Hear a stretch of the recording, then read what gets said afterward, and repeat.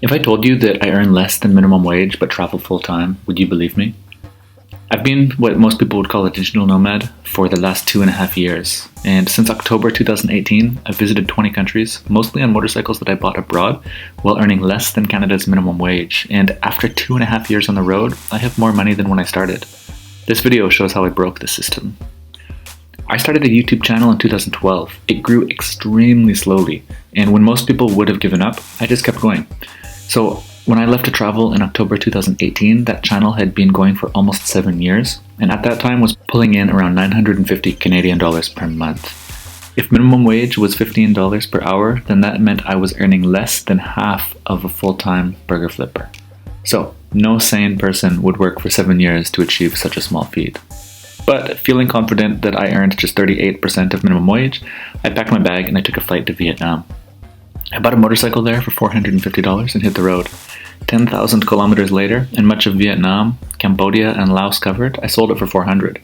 Aside from the gas and a few repairs, the bike just cost me $50. So after that, I visited the Philippines, Thailand, Malaysia, Singapore, and China. The cost of living in these countries for a backpacker like me was generally around $1,000 per month, and by May of 2019, at the end of that trip, my passive income was sitting around $1,400, which is still only about half of a full-time fast food worker back home. While I was in Asia, I also did pick up a temporary part-time remote job just for a few months, and I was able to earn $20 per hour at that, but it was only for a few hours per week. So it wasn't too serious, but either way, 1 hour at that job nearly paid for a full day of my life on the road. But I had to come home for some life admin, and I noticed that despite being on holiday for about 8 months, I actually had more money in my bank account than when I left. That amazing feeling got punched in the face by reality when I met up with a friend at a pub back home and then paid $35 for a burger and 2 beers. I realized at this moment how crazy the difference is in price between home and away, and I decided I wouldn't stay for long. So, for the meantime, I picked up a traveling construction job in Canada that summer, where I lived in hotels and got per diems, and worked up to 70 hours per week. The pay was great, the expenses were zero, and the job was fun. A few months later, just before snow started, I decided I would hit the road again, but this time, Africa. My now passive income was sitting around $1,700 per month, still about 32% less than a full-time burger flipper. So with almost no research and planning, I decided to abruptly pack up and go. What could possibly go wrong? Long story short, I bought a motorcycle in South Africa, registered it in the name of a complete stranger, and was on the road. South Africa, Mozambique, Lesotho, Botswana, Zambia, Zimbabwe, Tanzania, Burundi, Rwanda, Uganda. Wow, what a trip.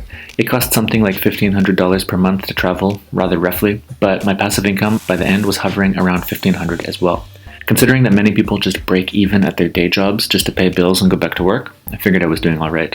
I was planning to go further in Africa, but I actually got locked in Uganda due to COVID, so I decided to stay there after the airport and borders closed. But after sitting around for about 4 months of no progress, I decided to sell my bike, got onto a repatriation flight out, and then rather than go back to Canada, I just headed to Europe instead.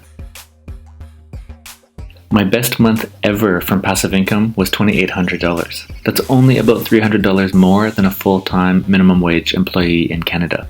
But because it's passive and completely location independent, I've been able to live a life of discovery and adventure rather than just punching the clock every day. So yeah, I hope my story opens your eyes to the power of passive income. If I had just stayed in Canada, I would be considered a complete failure based on my low income. But by choosing to leave, I ended up having more freedom than even my parents' friends who retired wealthy. So really, it becomes a matter of perspective and to realize that purely financial comparisons don't give the full picture, especially when you look beyond your own geography. I'm poor in Canada, but rich in Uganda, and not properly understood by either side anyways. If there's anything that I learned, it's that no matter the size, passive income is king, and that the concepts of wealth, success, and normal are all subjective.